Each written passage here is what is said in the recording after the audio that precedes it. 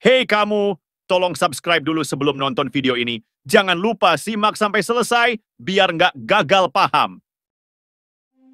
Deddy Corbuzier yang selama ini dikenal sebagai sosok yang tegas dan tanpa filter, kembali menarik perhatian publik, kali ini dengan cara yang cukup mengejutkan. Dalam sebuah video yang diunggah di akun Instagram pribadinya, @mastercorbuzier, dia terlihat marah besar dan melontarkan kata-kata kasar kepada seorang siswa yang mengeluhkan rasa makanan dalam program makan siang bergizi gratis untuk anak-anak. Siswa tersebut hanya mengatakan bahwa ayam yang disajikan tidak enak. Ini adalah keluhan biasa yang sering dialami banyak orang, terutama anak-anak yang cenderung jujur tentang apa yang mereka rasakan. Namun, respons Deddy sangat berlebihan dan mengundang kecaman.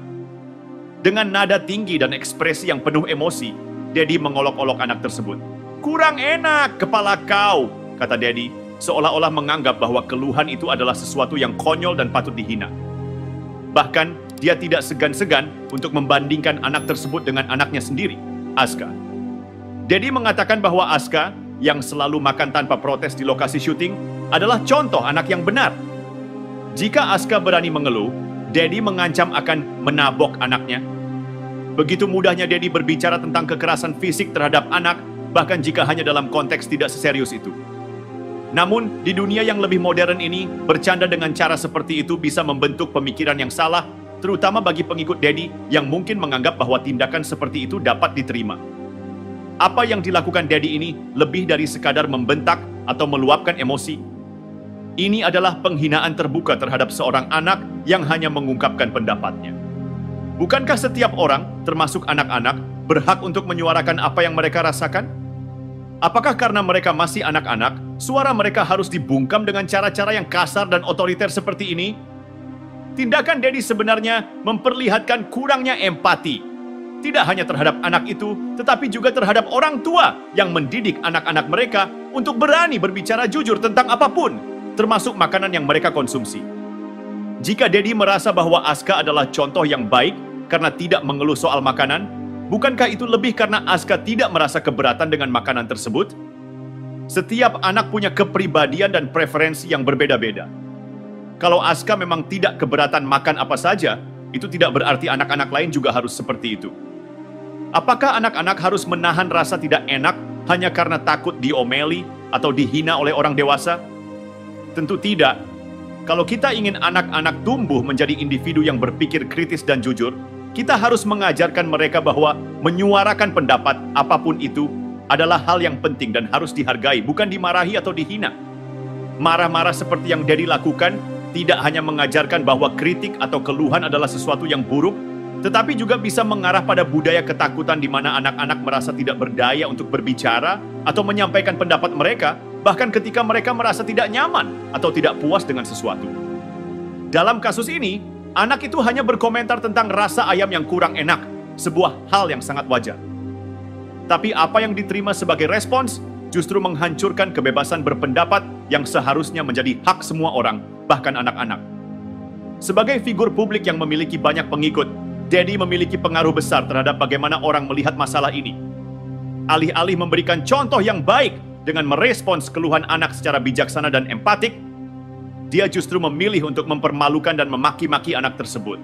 Ini adalah contoh yang buruk dan bisa saja mempengaruhi banyak orang untuk berpikir bahwa cara menyelesaikan masalah dengan anak-anak adalah dengan marah, menghina, dan mengintimidasi.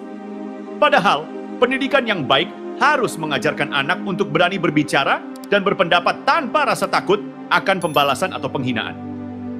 Deddy seharusnya menyadari bahwa menjadi figur publik bukan hanya soal popularitas atau kekayaan, tetapi juga soal tanggung jawab moral terhadap apa yang dia tunjukkan kepada publik. Marah-marah kepada anak yang hanya menyampaikan keluhan kecil tentang makanan menunjukkan bahwa dia belum sepenuhnya memahami bagaimana cara mendidik anak dengan cara yang positif. Sebagai seorang ayah, Deddy bisa memberikan contoh yang lebih baik dengan menunjukkan sikap sabar, pengertian, dan empati. Hal-hal yang justru penting untuk ditanamkan pada anak-anak agar mereka bisa tumbuh menjadi individu yang sehat secara emosional dan psikologis.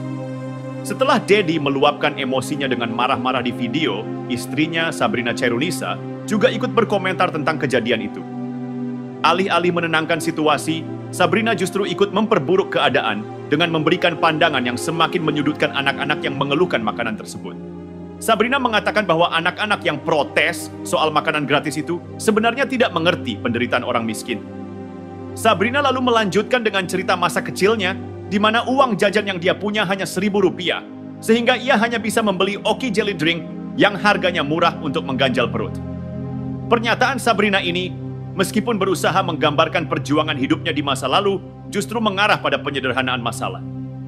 Dia seakan-akan menilai bahwa anak yang mengeluh soal makanan bergizi gratis itu tidak pantas melakukannya karena mereka tidak merasakan kesulitan hidup yang sama seperti yang dia alami di masa kecil. Sabrina berusaha menggambarkan dirinya sebagai orang yang lebih tahu tentang kesulitan hidup. Tetapi dia malah melupakan fakta bahwa setiap anak memiliki pengalaman yang berbeda-beda. Hanya karena dia dulu hidup dalam keterbatasan, bukan berarti anak lain harus punya pandangan yang sama atau bahkan merasa bersalah atas keluhannya.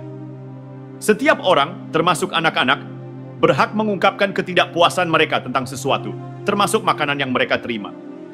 Perilaku Deddy Corbuzier yang marah-marah di video Instagramnya tidak hanya menuai kritik dari berbagai pihak, tapi juga membuka perdebatan lebih luas tentang bagaimana seharusnya orang dewasa, khususnya publik figur, menyikapi keluhan dari anak-anak. Banyak pihak, mulai dari dokter hingga politisi, menganggap sikap Deddy dan Sabrina sangat tidak pantas dan menciptakan dampak negatif yang jauh lebih besar dari sekadar sebuah komentar kasar. Dr. Zubairi Jorban, anggota Ikatan Dokter Indonesia, IDI, dengan tegas mengingatkan pentingnya menjaga cara berbicara kepada anak-anak. Bijaklah dalam berucap, apalagi pada anak, ujarnya. Kata-kata kita sebagai orang dewasa sangat berpengaruh terhadap perkembangan psikologis anak-anak. Menghina dan memaki anak-anak hanya karena mereka menyampaikan pendapat mereka tentang rasa makanan bisa menciptakan trauma emosional yang mendalam. Anak-anak harus diajarkan untuk berbicara jujur, tetapi mereka juga harus tahu bahwa pendapat mereka dihargai, bukan dianggap remeh atau dibalas dengan kemarahan. Tindakan Deddy yang membentak dan menghina anak tersebut justru mengajarkan hal yang sebaliknya, bahwa berbicara terbuka bisa berakhir dengan penghinaan. Justinus Prastowo, mantan staf khusus Menteri Keuangan, juga menyayangkan tindakan Deddy. Program ini yang dibiayai dengan uang pajak rakyat, termasuk orang tua anak-anak yang mengeluh soal makanan tersebut, seharusnya didukung. Anak-anak polos itu berhak bicara otentik, ujar Justinus.